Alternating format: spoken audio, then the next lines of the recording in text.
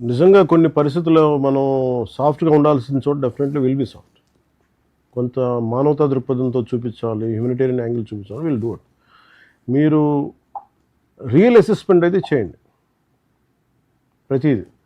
On case to case basis వాళ్ళకున్న పరిస్థితులను బట్టి మీరు ఒక నివేదికని పెట్టుకుంటే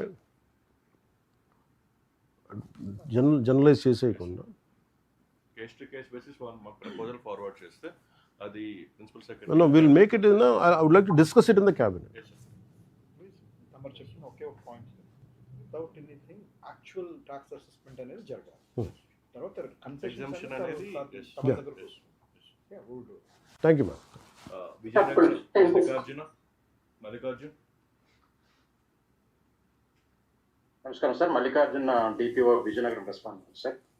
సార్ మాది 2024-25 అండ్ 25-26 కంపారిజన్ తీసుకుంటున్నప్పుడు మాకు 24-25లో డిమాండ్ 23.97 crores ఉండేది సార్. దాంట్లో 19.96 crores కలెక్షన్ అయింది. వేరే 25-26 వచ్చేసరికి అది 31.2 crores డిమాండ్ ఎన్హాన్స్ అయింది సార్. ఎందుకంటే ఇప్పుడు స్వర్ణ పంచాయతీ వచ్చిన తర్వాత ఏదైతే మొత్తం డిజిటలైజేషన్ అదంతా చేశామో, డిజిటలైజేషన్ చేసి మొదలు పెట్టిన తర్వాత ఎక్కడెక్కడైతే చిన్న మిస్సింగ్ అసెస్మెంట్స్ ఉన్నాయో వాటన్నింటినీ ఖచ్చితంగా మనం స్వర్ణ పంచాయతీలో తీసుకోవడం జరిగింది. ట్యాక్స్ అసెస్మెంట్ రిజిస్టర్ ఏదైతే ఉందో దాన్ని అంతటిని డిజిటలైజేషన్ చేయడం వల్ల ఈ పాసిబిలిటీ వచ్చింది సార్. దీనివల్ల ఏమైందంటే ఆల్మోస్ట్ మాది 20.97 crore నుంచి 30 crores మాది ఎన్హాన్స్ అయింది సార్ డిమాండ్. కలెక్షన్ కూడా 2024-25లో 19.96 కలెక్ట్ అయింది. ఇప్పుడు చూస్తే 27.76 crores కలెక్ట్ అయింది సార్ 25-26 సంబంధించి. అంటే ఆల్మోస్ట్ 35% ఇంప్రూవ్మెంట్ కనిపించింది సార్ ఇట్లా ట్యాక్సెస్ నాన్ ట్యాక్సెస్ చెప్తున్నాను సార్ నేను. ఇకపోతే ఒక మేజర్ గ్రామ పంచాయతీలో తీసుకుంటే సార్ మేము ఒక 3 మేజర్ గ్రామ పంచాయతీస్ తీసుకున్నాం సార్. కొత్త వలస, ఎస్కోట, చీపురుపల్లి. ఇవి తీసుకున్నప్పుడు కొత్త వలసలో మాకు డిమాండ్ 81.57 ఉండే సార్ 24-25లో. ఇప్పుడు ఈ స్వర్ణ పంచాయతీ వచ్చిన తర్వాత అది 147.05 వెళ్ళింది సార్. ఎందుకంటే టోటల్లో ఏదైతే అసెస్మెంట్ ఉన్నాయో అన్నింటినీ మనం రికార్డ్ చేయడం లేదంతా వచ్చింది. అలాగే కలెక్షన్ కూడా 2024-25లో 65.42 ఉంటే ఇప్పుడు 112 crores వెళ్ళింది. 112 lakhs పెట్టారు 1.12 crores. ఆ విధంగా అది ఒక 46.83% సార్. అదేవిధంగా ఎయిర్పోర్ట్లో కూడా చీపురుపల్లిలో కూడా మినిమం 45% వరకు ఎన్హాన్స్ అయింది సార్. ఇది ఒక స్వర్ణ పంచాయత్ పోర్టల్ వల్ల బాగా అడ్వాంటేజ్ అయింది సార్ ఇది. ఎందుకంటే కంప్లీట్ గా ఆల్ అసెస్మెంట్స్ ని మనం ఇప్పుడు ఒక కంప్యూటరైజ్ యాక్ట్ చేయగలుగుతున్నాం స్టేట్ లో. అందువల్ల ఏంటంటే ఇది మనకి సాధ్యమైంది. తర్వాత ఒక కేస్ స్టడీ తీసుకున్నాం సార్. పోస్ట్పాడ్రాగ్ మండలంలో ఉన్న ఒక 4 ఫ్యాక్టరీస్ తీసుకున్నాం సార్. నైలాన్ కంపెనీ అని, తర్వాత సిపిఎఫ్, హెచ్బిఎల్, ఎస్ఎంఎస్ తీసుకుంటే ఈ ఓన్లీ 4 కంపెనీస్ నుంచి 10.93 lakhs ఈ 10,000 more than 10,000 square feet assessments ఏవైతే ఉన్నాయో అవి చేసినప్పుడు 10.93 lakhs ని మేము అదనంగా అసెస్ చేసి రాబట్టగలిగాం సార్. ఓన్లీ 4 ఫ్యాక్టరీస్ నుంచి. ఇది మా విజయనగరం సంబంధించి విద్యా సంస్థలు. బట్ స్వర్ణ పంచాయతీ వల్ల ఖచ్చితంగా there is a beautiful విద్యా సంస్థలు చాలా ఉంటాయి కదా సార్. విద్యా సంస్థలు ఉన్నాయి సార్, విద్యా సంస్థలు ఉన్నాయి సార్ మాకు. 107 విద్యా సంస్థలు ఉన్నాయి సార్ మాకు. దాంట్లో ఇంకా 1.11 crores ఇంకా బ్యాలెన్స్ ఉంది. ఎంత? బట్ మేము కంటిన్యూస్ గా చేస్తున్నాం సార్. రీఅసెస్మెంట్ ఈ సంవత్సరం చేస్తున్నాం సార్. అంటే రీఅసెస్మెంట్ చేసేటప్పుడు ఏ ప్రమాణాలు మీరు తీసుకుంటారు, ఏ ప్రాతిపదికన సార్? రీఅసెస్మెంట్ చేసేటప్పుడు సాధారణంగా సైట్ కాస్ట్ ఒకటి తీసుకుంటాం సార్.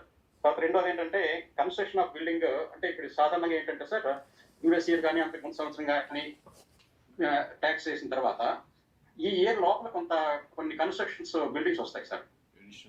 వాటికి కూడా మనం ట్యాక్స్ అసెస్మెంట్ ఈ సంవత్సరం తీసుకుంటాం సార్. అలాగే క్యాపిటల్ వాల్యూ అప్పటికి ఇప్పటికి చేంజ్ ఉంటుంది కాబట్టి ఆ చేంజ్ ఆఫ్ క్యాపిటల్ వాల్యూ కూడా తీసుకుంటున్నాం సార్. అలాగే మెజర్మెంట్స్ లాస్ట్ ఇయర్కి తీసుకున్నప్పుడు ఆ చేంజెస్ వల్ల మనం ఎక్స్ట్రా వాల్యూని మనం చేయగలుగుతున్నాం సార్. ఎందుకంటే for every 100 rupees of capital value 12.5 paisa to 1 rupee మనం ఛార్జ్ చేస్తున్నాం సార్ యాజ్ పర్ గ్రామ పంచాయతీ తీర్మానం బట్టి. ఇది గ్రామ పంచాయతీ తాలూకా ఇంపార్టెన్స్ బట్టి, తర్వాత అక్కడ ఉన్న సిచ్యువేషన్ బట్టి గ్రామ పంచాయతీ తీర్మానం చేసుకుని ఒక ప్రైస్ ఫిక్స్ చేయొచ్చు సార్. ఆ విధంగా కూడా మనం ఎన్హాన్స్ చేయొచ్చు సార్. గ్రామ పంచాయతీ సిచ్యువేషన్ బట్టి అర్థం ఏంటి sir? I will take it minutes with your permission sir. Sir urban ఏరియాస్లో ఏంటంటే సార్ మనం ఒక ఇల్లు కట్టించుకున్నాం అనుకోండి సార్, ఆటోమేటిక్గా అక్కడ ట్యాక్స్ క్యాలిక్యులేషన్ అయిపోతుంది సార్. ఇక్కడ ఈ ల్యాండ్ వాల్యూ ఎంత, ఈ బిల్డింగ్ అయిన కన్స్ట్రక్షన్ అయిన వాల్యూ ఎంత, దీనికి 1% 2% ట్యాక్స్ కాబట్టి ఆటో క్యాలిక్యులేషన్ అయిపోతుంది సార్. కానీ పంచాయతీలు ఇప్పటిదాకా ఒక సాఫ్ట్వేర్ లేకపోవటం వల్ల వాళ్ళు పంచాయతీ సెక్రటరీ ఏదైతే డిసైడ్ చేస్తాడో సర్పంచ్తో మాట్లాడుకొని అది ట్యాక్స్. సో ఫర్ ఎగ్జాంపుల్ వాడు 1000 అడుగులు కట్టించిన వాడు రికార్డులో 200 అడుగులే కట్టించాడని రాస్తారు. లేదా 1000 అడుగులు కట్టించి అడుగు 100 రూపాయలు అయ్యింది కట్టడానికి, 1000 రూపాయలు అవ్వలేదని చెప్పి రాస్తాడు.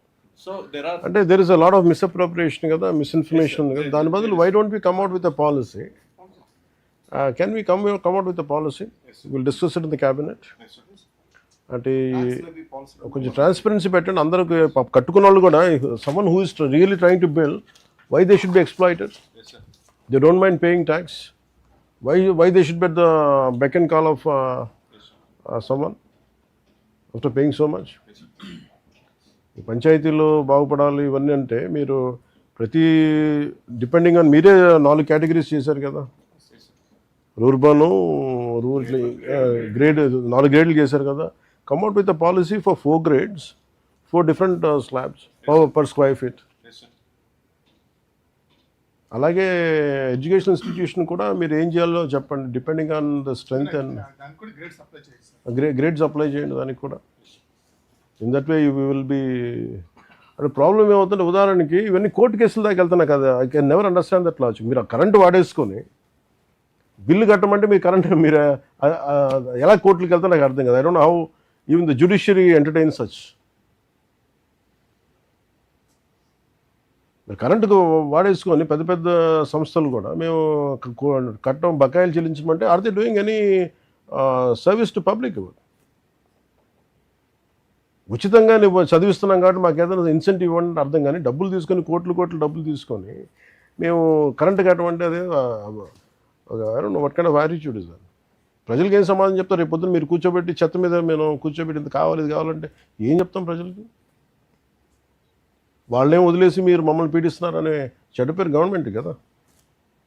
అందుకని please make sure grade level ఇంకా ఈ ఇబ్బంది లేకుండా 4 గ్రేడ్స్కి ఈ కమ్అట్ విత్ అ పాలసీ. మీరు ఎవరు ఇల్లు కట్టుకుని సంతోషంగా ఇల్లు కట్టుకుని ఎవడో వచ్చి meadow మిద్దో భవంతో కట్టుకుంటాడు.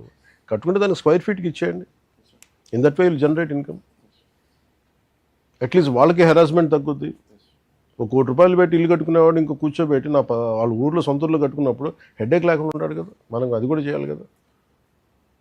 Please start doing it. Get a policy.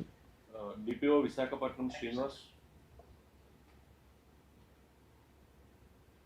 Last year మా వైజాగ్ డిమాండ్ ఏమో 7.19 crores సార్.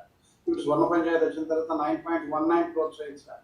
ఈ ఇంప్రూవ్మెంట్ అనేది ఓన్లీ 84 మేజర్ అసెస్మెంట్స్ నుండి మేము 1.9 crores అసెస్మెంట్స్ అనేది మేజర్గా 10,000 మీ